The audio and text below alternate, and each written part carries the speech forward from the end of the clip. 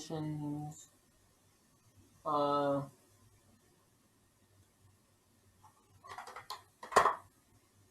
is part 1 of many.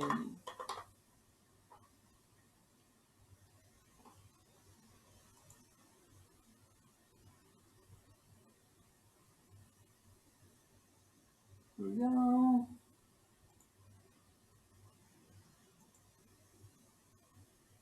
Guide to all missions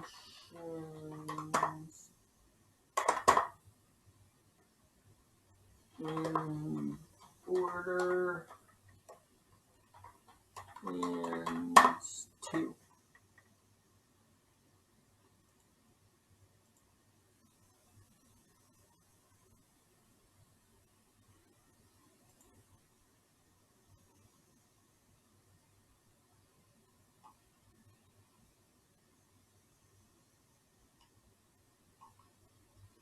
Alright, next.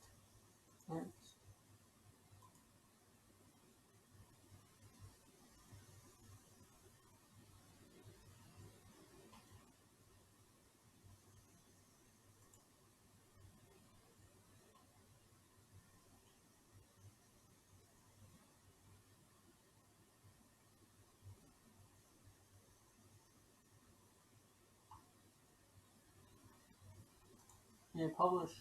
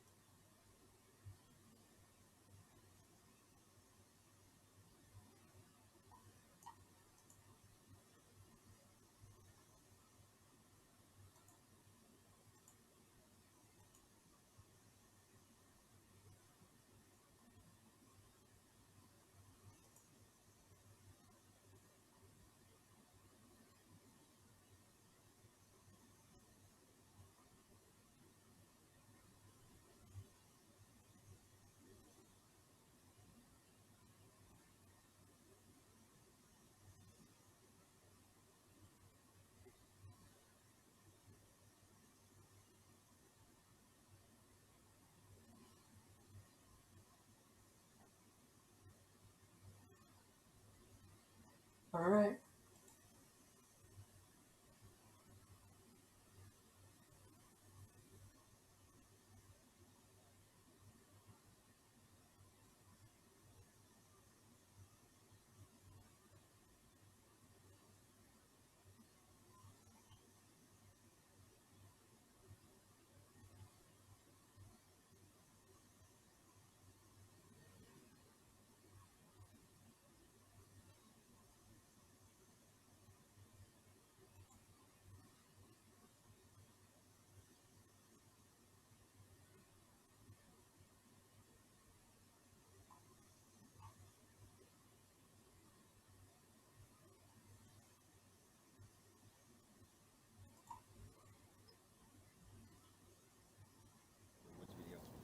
And today we're going to show you guys how to build a survival base. All you'll need, or all I have, is a big knife, pretty big, and a hatchet. So let's go. You gotta find a spot. Yeah, first you need to find a spot. So just follow me.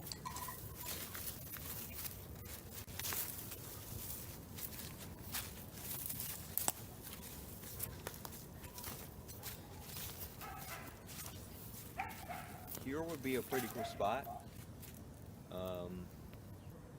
Except there's people over there. So, yeah. Over there's kind of messy. Need a place hidden. And by the way, these aren't just some suburban woods. Well, these are. We have different woods that are humongous. They're miles long. This is just the woods behind my backyard. But around the trailer park, we have humongous woods. Like, they're over 10 miles long. In every direction. So, yeah. You mean from being over person? It's a long walkway though. What is this?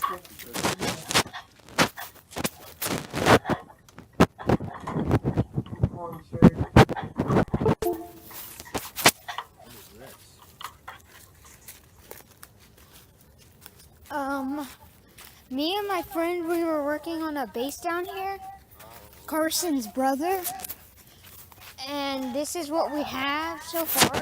We only started like yesterday. We made a bridge. We got some stabilizers and there's dogs barking. So, this is their base. We're gonna be using We're gonna this go to back some up. other place because dogs. Obviously. Alright, come on, let's take this way.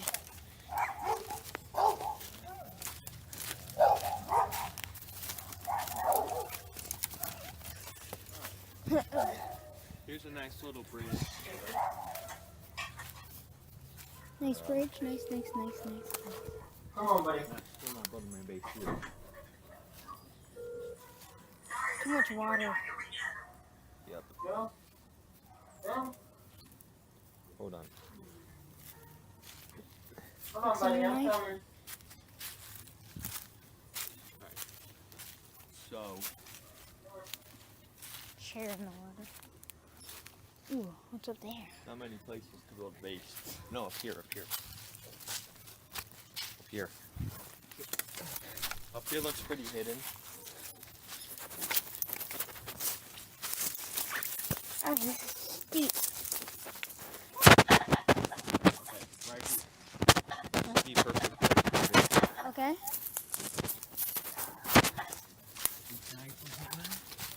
Behind this tree. You can. There's lots of trees around it, but not in the middle, which is perfect for.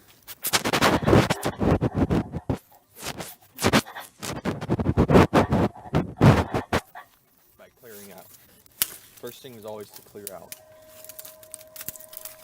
Clear out your space before you do anything else. So just clear out the whole entire area. Ooh, over here's pretty good too. Ooh. They could be like connected. Although we're gonna have to chop this puppy down. Not right now.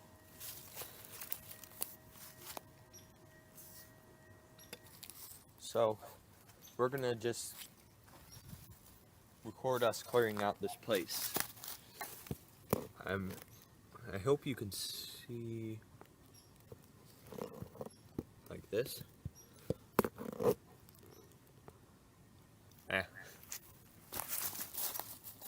So, yep. Let's just clear out what you think. Are we gonna get rid of this? No? Okay. Perfect firewood right here. We told you how to make a fire in the last video.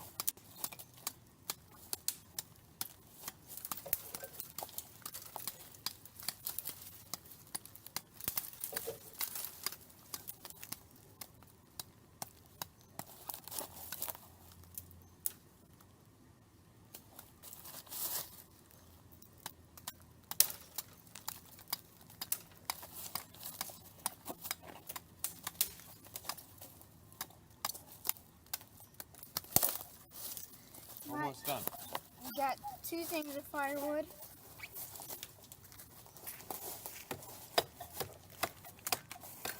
This grass is really good right here. Because I like my base like grassy and green instead of just all brown. So this is a nice feature to the base, and it's nice and clean and everything. It is next to the creek, which is also good for water. We can boil some water in the fire. So, yeah. Clean out everything.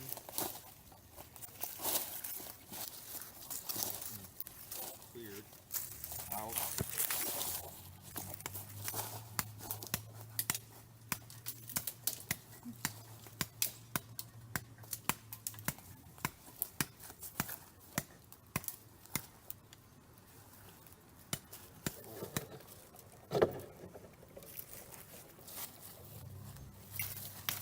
Almost done.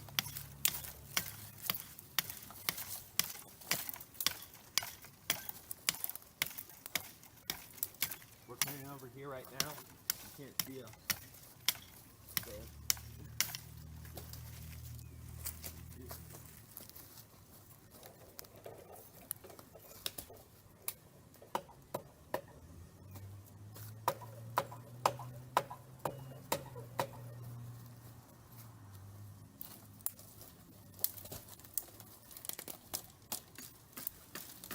I'm just gonna lift this out of the ground. I just ripped that out of the ground.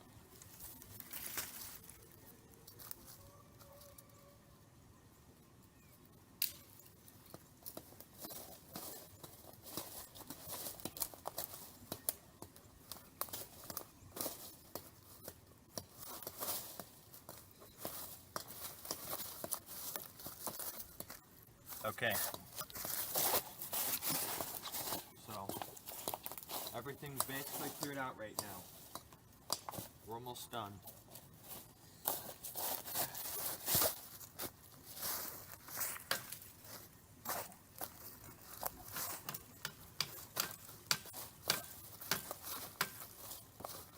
And what's the next step gonna be?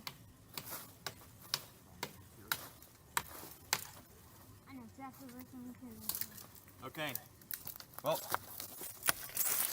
we're done getting everything ready and clearing everything out. Why does it look so dark for you guys? Well, here it is. Clearing everything out over here.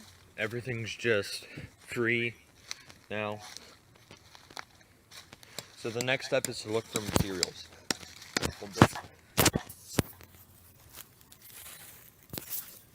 So, we're going to go look for some materials for building. Don't find one material and then build on it, and then another material and build on it. Find all your materials first, then build it all in one time span. Because we tried that and it doesn't work. So just build it all in one time span. And then get all your materials first. So follow me.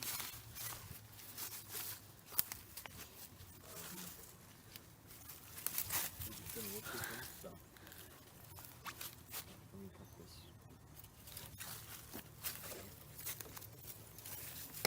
This also, over here, this also acts like a wall. It's a little wall right here to block us from anyone or something. So, I just seen a big log over here. Gotta crouch to get through here. Little log, actually. Record me. I'll get it. There's two big ones. This one.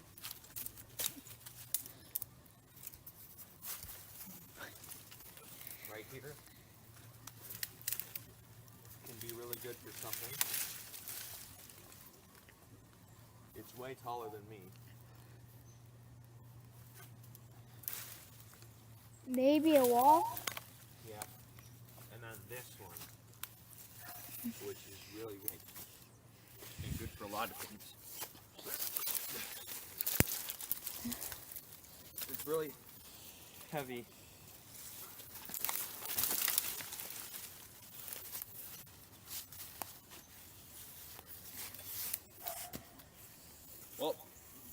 gotta flip it over now. You go on this side, I'll go over here.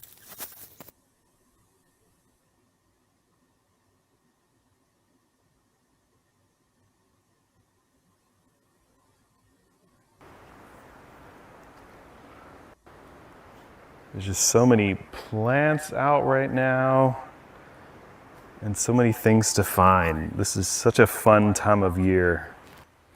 So we are here in the Smokies looking for blue ghost fireflies.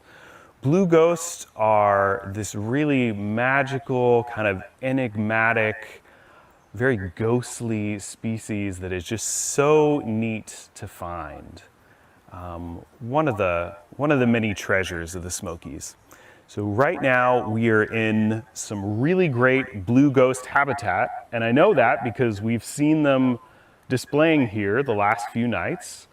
And so they are out and about in this lush green forest. So blue ghost fireflies are one of many kinds of fireflies in Great Smoky Mountains National Park. The park is actually home to at least 19 different species, but we think that there are probably more that haven't been discovered yet. The Smokies is famous for the synchronous fireflies, which draw big crowds.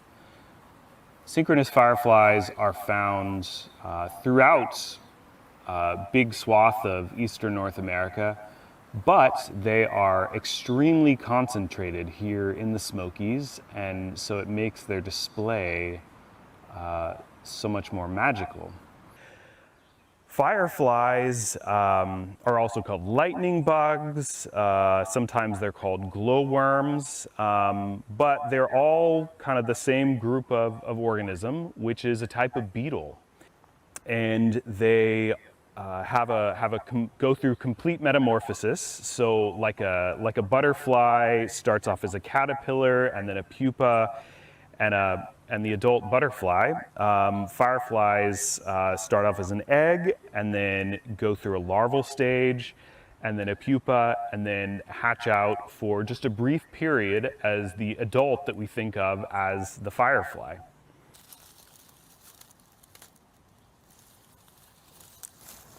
So I am looking in the leaf litter for some firefly larvae from the genus Photurus. This is a firefly larva. They're kind of flat and armadillo-like, and they have a tiny little head that sticks out of the front. And they glow at night and eventually will pupate and turn into a firefly adult. Some species of fireflies, the males and females look like a beetle, this winged insect. But in several species at least, including the blue ghost, the female is what we call larviform, meaning that she's a fully formed female with all her gonads and female parts, but she looks like a little grub, like a larva. That also have lights on their back, so they light up at night, and the blue ghost males fly around looking for them so they can find them and mate with them. There are more than 2,200 species of fireflies worldwide and 170 in North America, and a lot of those are concentrated in eastern North America. And Smokies and surrounding area is home to so many kinds. Most people think there's just one kind, fireflies are just fireflies, but there are lots of different kinds of them. Each one of them has their own specific display that is species specific to their own species. And they're just really fascinating creatures to watch. Everybody knows what a firefly is, but we know surprisingly little about these insects. This is a kind of beetle that's not a firefly.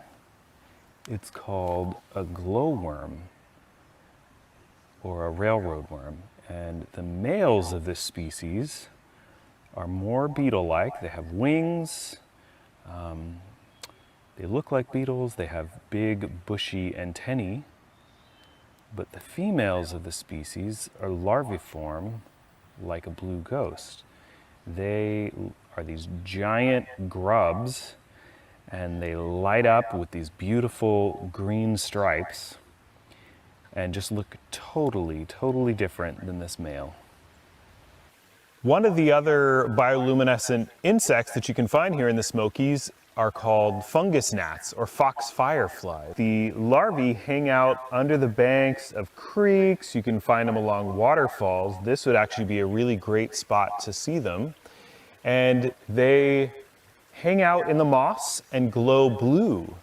And they're just really amazing to see. When you see a whole bunch of them, they look almost like little blue stars in a constellation. One of the questions we get is, how can I photograph fireflies? And to answer that question, I'll turn it over to my friend Radim Schreiber here to tell you more about it. So to take photographs of fireflies, you need a good camera. This is a full frame DSLR. You want to have a tripod and you want to have a cable release. That will help you to get really stable pictures and a long exposure. Sometimes my exposures go for 30 seconds, but sometimes even several minutes. So this setup will allow you to do that. Of course, having a fast lens with really small f number, the aperture, that will help too.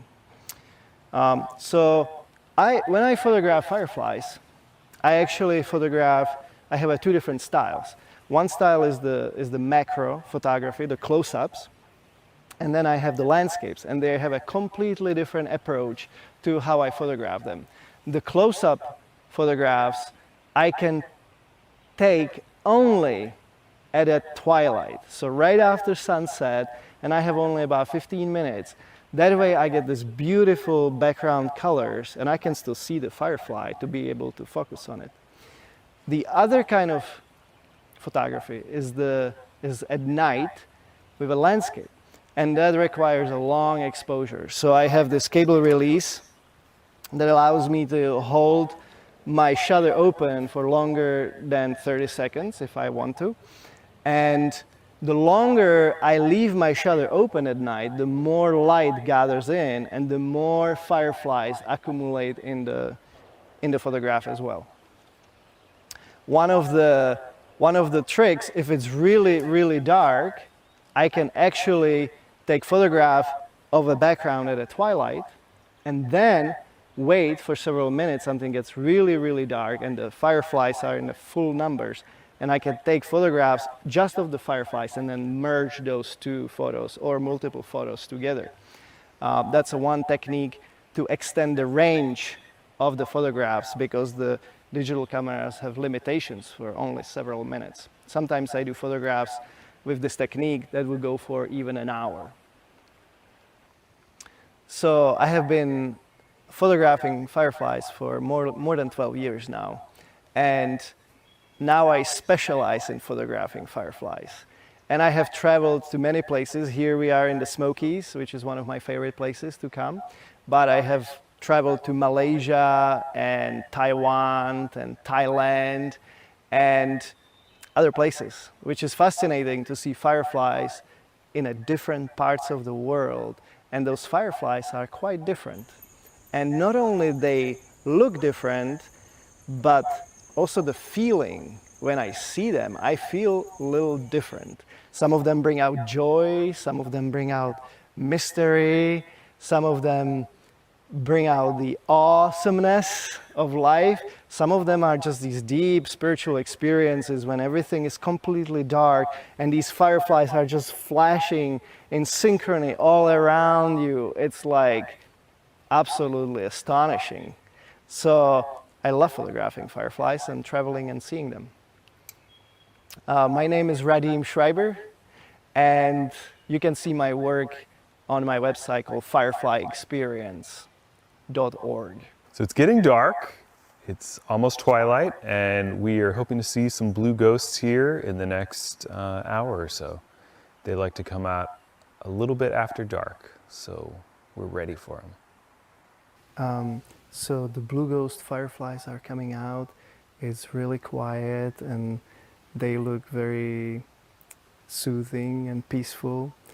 They're extremely difficult to record on camera because they are very dim, but I was able to record them using the latest low light camera technology, which wasn't even available last year.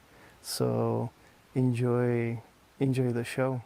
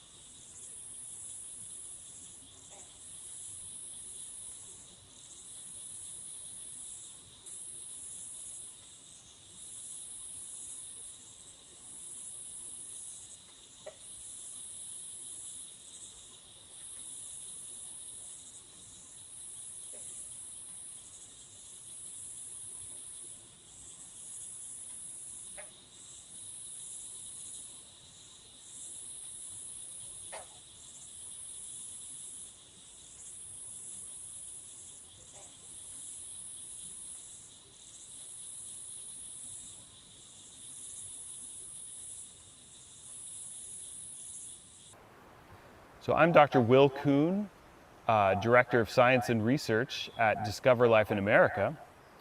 And DLIA is a nonprofit organization in Great Smoky Mountains National Park that manages a giant effort to catalog all the different species of animals, plants, and other organisms here in the park, ultimately seeking to conserve all the species here in the Smokies and beyond.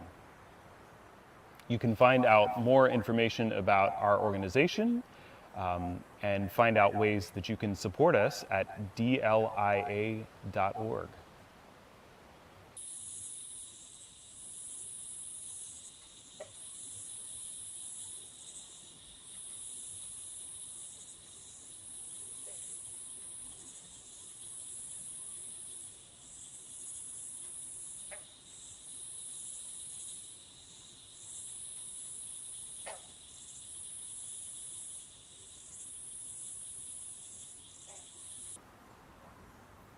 Ever seen? How then do they put on their loaves of green? They leave them out. We just need to practice a minute. We'll take one more take. We almost had it. They put on their robes of green. They leave them out. That was so good. Hi guys, just the hikers you ran into with their no shoes.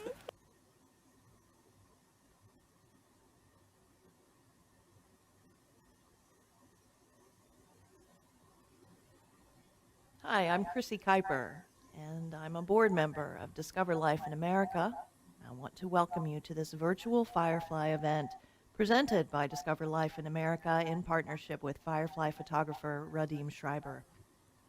DLIA is a nonprofit that's all about understanding and protecting biological diversity. It's based in the Great Smoky Mountains National Park, and the nonprofit works with park staff as well as scientists and volunteers to conduct the all-taxa biodiversity inventory. The ATBI is aimed at cataloging every single species living in the Smokies. If we want to be good stewards of our environment and keep the world around us healthy and vibrant, especially now, we need to understand the web of biodiversity, because we can't protect species if we don't know that they exist. The information that we need, what species live in an environment, what roles they play, how they interact with each other, is largely unknown. Since 1998, the ATBI has added over 9,500 new species records for the Smokies, over 1,000 new species that are new to science, and we now know of over 20,000 species in Great Smoky Mountains National Park alone, more than any other U.S. national park. The Smokies ATBI is also one of the longest running and most comprehensive and most ambitious biodiversity projects ever undertaken, and it serves as a model for research and biodiversity studies around the world. As a new board member of Discover Life in America, I became involved because I grew up in these mountains of eastern Tennessee and western North Carolina. I love them. They are beautiful to me. They bring me peace. And it's so exciting to hear about all of the amazing species that are discovered all the time. Please consider supporting DLIA and its work in the Smokies. Click the link in the description below to find out how. Thank you, and enjoy the show. Hi everyone, and welcome to Discover Life in America's virtual Firefly event. I'm Dr. Will Kuhn, Director of Science and Research here at Discover Life in America, and I'm excited to talk to you today about fireflies of the Smokies. Depending on where you live, fireflies are called fireflies, or lightning bugs, or sometimes glowworms, but they're all beetles in the beetle family Lempieridae. There are 170 species of fireflies known to North America, and 2,250 species known worldwide, but there are likely to be hundreds more species that are still undiscovered. Fireflies are beetles, and they go through complete metamorphosis, kind of like a butterfly. So they start off as an egg, and then a larva, and then a pupa, and then hatch out as an adult. And while the adults, what we think of as kind of the typical firefly, this organism actually spends most of its time as a larva crawling around in the leaf litter looking for small invertebrates to eat. And firefly adults, males and females of some species, look the same, like this winged beetle. But in other species, the females can have short wings or even no wings at all and look like a grub. Many firefly species are protected by a chemical in their blood called leucibophagins. And this is a protective steroid that is distasteful and can gum up the mouth parts of arthropod predators, and also gives fireflies that kind of firefly smell if you've ever caught one. And because of this chemical protection, there are quite a number of species that mimic them. So on the left here, we have a firefly, and on the right, we have a number of other insects that mimic, that look like fireflies. So there's a number of beetle species, there's a cockroach, there's a couple of moths here, and this is just a small sample of the many species that mimic fireflies because of that protection. But fireflies do have predators, and these consist of other arthropods, things like spiders and harvestmen and other insects. And firefly predators can include other fireflies. Some species of photurus fireflies, the females are able to mimic the flash patterns of a number of other protected firefly species, lure those males in, and eat them. And these females are thought to be unprotected by this chemical, but by eating protected males, they actually gain that protection. Fireflies are best known for their bioluminescence, meaning that they produce light through a biological process. They have these special cells called photocytes in their lanterns, and these photocytes contain a number of chemicals that work together with oxygen to produce light. And this reaction is almost 100% efficient, meaning that it produces almost 100% light and almost no heat. You may be wondering, why do fireflies bioluminesce in the first place? Well, so not only do the adults of fireflies light up, but so do larvae of most species, and in some species even the egg and the pupal stage produce light.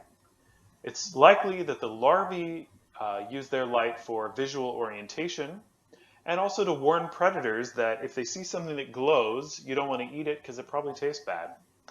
So adults probably also warn predators like this. As we've seen in some firefly species, they can attract food in using their light, but perhaps the most important use is for mate recognition.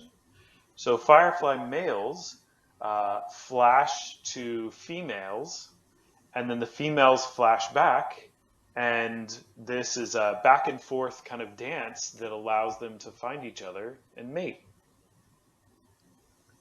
And these flash patterns are species specific, meaning that each kind of firefly makes a different flash pattern.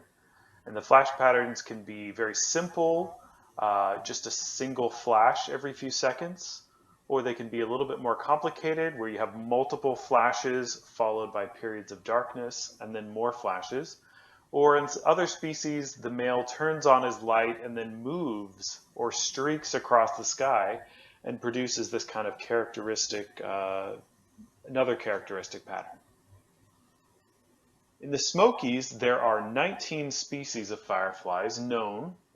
6 of those are diurnal, meaning that they're active during the day and don't produce light. 3 species are crepuscular, meaning that they're most active at dusk and dawn. And 9 species are nocturnal, meaning that they come out at night in full darkness. Here's some examples of the diurnal species that don't produce light. So instead of light, they use chemicals to find each other. Females will put out pheromones, and males use their large antennae to smell out those pheromones and find the females. Perhaps the most well-known firefly species in eastern North America is the Jaystroke or Big Dipper firefly. This species is active throughout the summer in open fields, roadways, and even manicured lawns, particularly at dusk. And this species is called the J-stroke because the male turns on his light and then flies upward and over, creating this kind of J-shaped streak across the sky. My favorite firefly species in Appalachia is the blue ghost firefly. So this species has kind of two peaks, one in late spring and one in early summer. It's fully nocturnal, so it comes out late at night. And its males turn on their light and kind of uncharacteristically compared to other fireflies, they leave it on and just sort of streak across the vegetation looking for females.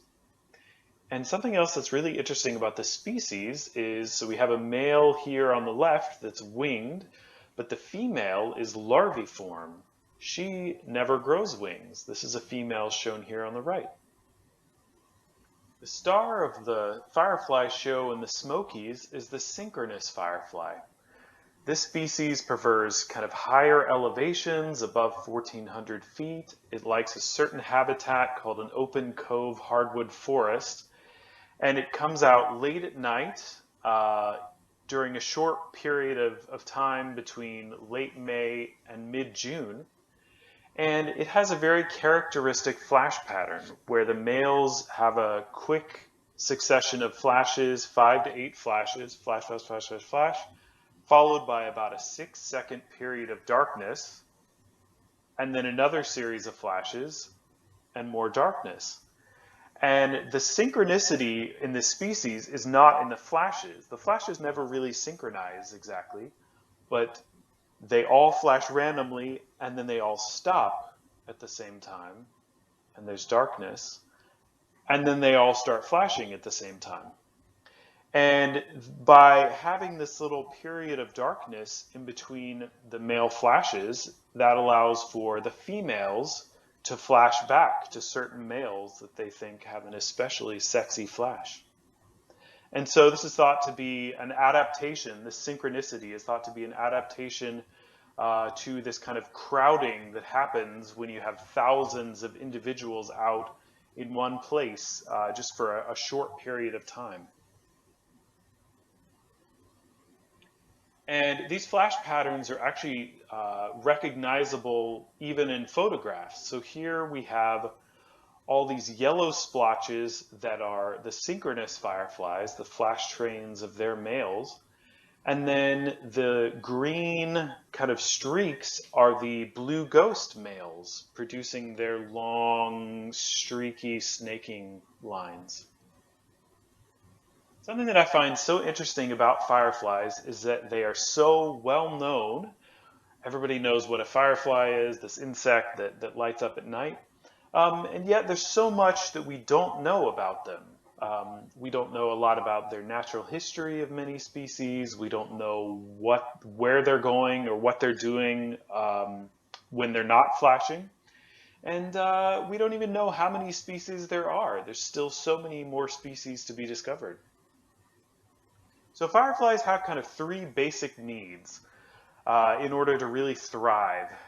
They need to have a sheltered habitat, kind of undisturbed vegetation that provides sort of higher humidity where they can run around in the leaf litter and look for their food. And they need to have food, and that can consist of snails and worms and other insects. And the food has to have adequate habitat as well. And then finally, the flashing species of fireflies need really good darkness. When you have a lot of artificial light, that really disrupts this sort of dance between the males and the females. They can't really see each other, and then they can't find each other. There's a few things that you can do to help fireflies in your area. You can leave undisturbed habitat. If you have a yard, you can leave unmowed patches, you can plant native plants, and reduce the use of pesticides and herbicides. You can also reduce outdoor lighting.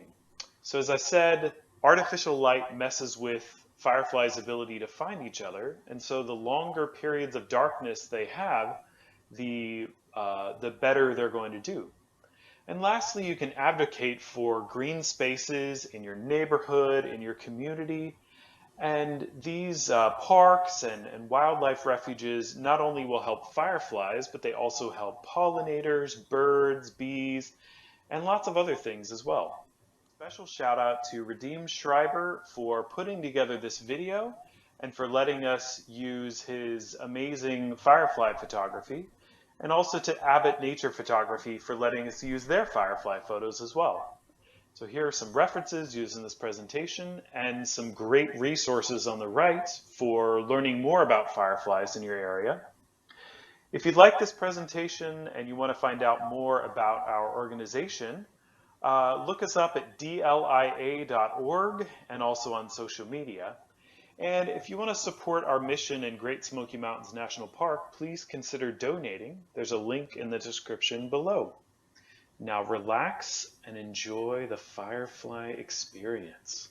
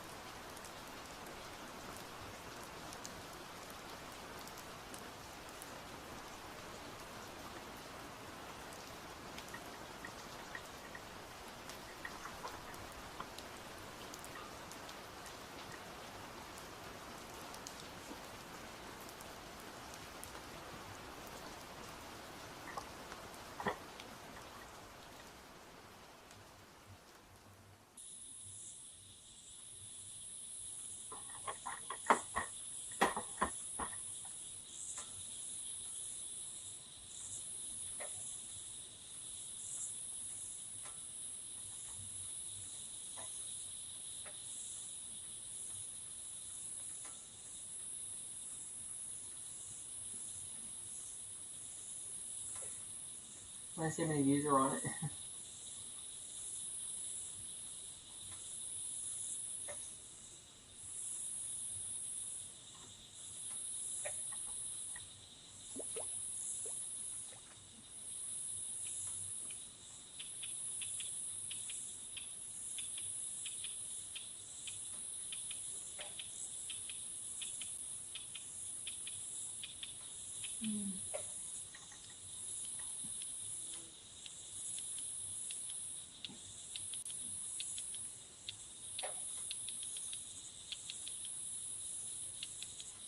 What?